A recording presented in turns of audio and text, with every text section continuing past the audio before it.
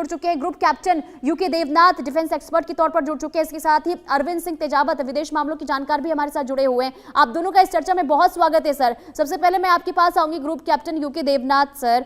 अब ये एक तरफ तो देखिए हमले जा रही हैं और दूसरी तरफ जो बातचीत को लेकर यहाँ पर ट्रंप की तरफ से रास्ता निकाला जा रहा है, क्या माना जाए कि ये जो एक शुरुआत ट्रंप की तरफ से हो रही है, इसका असर हो सकता है क्या? इसमें कोई शक नहीं है कि ट्रंप की दिली इच्छा है कि रूस और यूक्रेन का युद्ध जो है जल्दी से जल्दी समाप्त हो।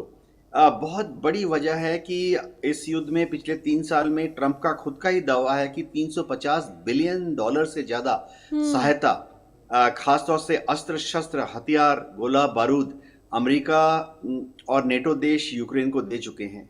तो इस तरह से लगातार जो एक्सपेंडिचर है, रेवेन्यू एक्सपेंडिचर ही है, क्योंकि इससे कोई फायदा तो हो नहीं रहा। इसको कोई भी देश, महाशक्ति अमेरिका जैसी महाशक्ति भी हमेशा हमेशा के लिए वहन नहीं कर सकती है। अब इसमें रोड़ा क्या है? अमेरिका चाहता है कि जेलेंस्की कुछ हद तक पुतिन की शर्तों को मान जाए।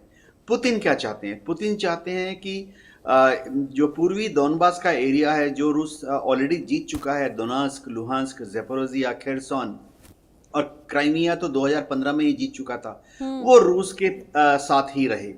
दूसरी चीज है, रूस ने शुरुआती दौर में कहा था कि यूक्रेन कभी भी नेटो को भविष्य में ना ज्वाइन करे। डोनाल्ड ट्रंप जो है हाफ वे थ्रू के लिए राजी हो गए हैं कि फिलहाल, यानी अगले 10-20-30 साल तक यूक्रेन नेटो में शामिल नहीं किया जाएगा। सबसे बड़ी बात है, डोनाल्ड ट्रंप ने पुतिन की इस मांग को भी मान लिया है कि भविष्य में यूक्रेन की जो आर्मी है उसको छोटी आर्मी बना दी जाएगी, उसकी संख्या कम हो जाएगी यूक्रेन की आर्मी की, और जो मारक हथियार हैं, खासतौर से लॉन्ग डिस्टेंस के जो विनाशक हथियार हैं, वो यूक्रेन की आर्मी में रखा नहीं जाएगा। लेकिन जेलेंस्की इन शर्तों को मानने के लिए फिलहाल तैयार नहीं है। जी बिल्कुल, और यही तो सवाल है ना सर कि एक तरफ देखिए पुतिन की तरफ से पॉजिटिव रिएक्शन आ रहे हैं और पुतिन बार बार ये कह रहे हैं कि बातचीत के लिए हम तैयार हैं, लेकिन जेलेंस्की जहां पर देखिए, अगर हम यूक्रेन की बात करते हैं, लगातार हमले वहां पर रूस के जा रही है और काफी नुकसान वहां पर हुआ है इन 4 सालों में, लेकिन इसके बावजूद भी ऐसा क्या है कि यूक्रेन मानने को तैयार नहीं, बातचीत करने को आगे नहीं आ रहे जेलेंस्की? क्या वजह इसके पीछे हो सकती है? अरविंद सर, आपसे सवाल है मेरा ये।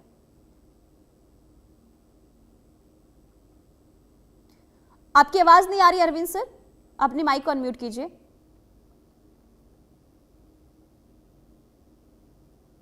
सर, आवाज हम तक नहीं पहुंच पा रही है आपकी। बिल्कुल, हाँ, अब आवाज आ रही होगी आपको।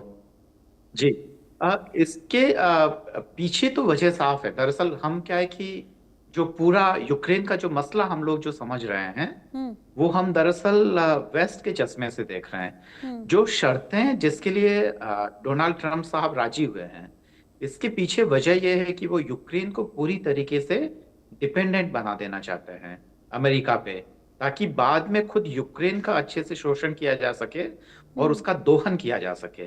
तो यूक्रेन एक बड़े साम्राज्य की कॉलोनी था पहले रूस की, और वहां से छूटकर वो एक दूसरे बड़े साम्राज्य की कॉलोनी नहीं बनना चाहता है, और वह लूटने का ये जो तंत्र है उसका हिस्सा नहीं बनना चाहता है। तो पूरे केवल ये जेलेंस्की साहब का ही मामला नहीं है, दरअसल पूरे के पूरे यूक्रेन में और वहां का जो पढ़ा लिखा तबका है वो इस चीज के लिए तैयार है कि अगर हमें लंबा संघर्ष करना पड़ेगा तो हम उस संघर्ष के लिए तैयार हैं। पर अब हम रूस की वो सारी शर्तें नहीं मानेंगे, क्योंकि इससे पहले रूस की शर्तें मानकर यूक्रेन ने देख लिया है रूस की जो महत्वाकांक्षा और लालच वो लगातार बढ़ा है। क्रीमिया ले लिया उसके बाद में, फिर भी वह खत्म नहीं हुआ, और वो लगातार आज यूक्रेन के 20% से भी अधिक हिस्से को कब्जे में ले चुका है। तो ऐसा तो लगभग वही हुआ कि अपनी पूरी ही जो संप्रभुता है वह गिरवी रखकर यूक्रेन को जीना होगा, तो उसके लिए तैयार नहीं है। यूक्रेन इस चीज समझौते से पहले वह चाहता है कि कम से कम एक मिनिमम सिक्योरिटी एश्योर हो जो उसको रूस से आने वाले खतरों से बचा सके। नेटो का सदस्य बनने के पीछे भी उसके पीछे कारण यही था कि पहले यूक्रेन की काफी जमीन को ले लिया गया था और उसे लगातार डराया धमकाया जा रहा था। तो केवल यह वजह नहीं थी कि नेटो का सदस्य बनना चाह रहा था इसलिए रूस ने उस पर हमला किया। हमले की मूल वजह यह थी, और या कि नेटो का सदस्य यूक्रेन इसलिए बनना चाहता था ताकि वह रूस से अपनी रक्षा कर सके। तो ये तमाम चीजें हैं जो मुझे लगता है कि जब भी यूक्रेन कभी बातचीत के टेबल पर बैठेगा तो ये चीजें ध्यान में रहेगी।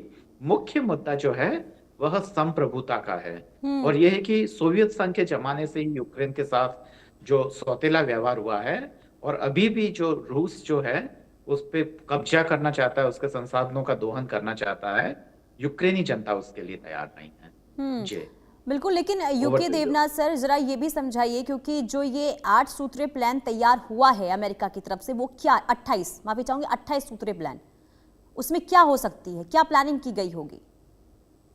जी, प्लान का सबसे बड़ा मुद्दा तो यही है कि इस युद्ध को कहाँ, कैसे, किस तरह से समाप्त किया जाए ताकि उभय पक्ष जो है अपनी अपनी राजनीतिक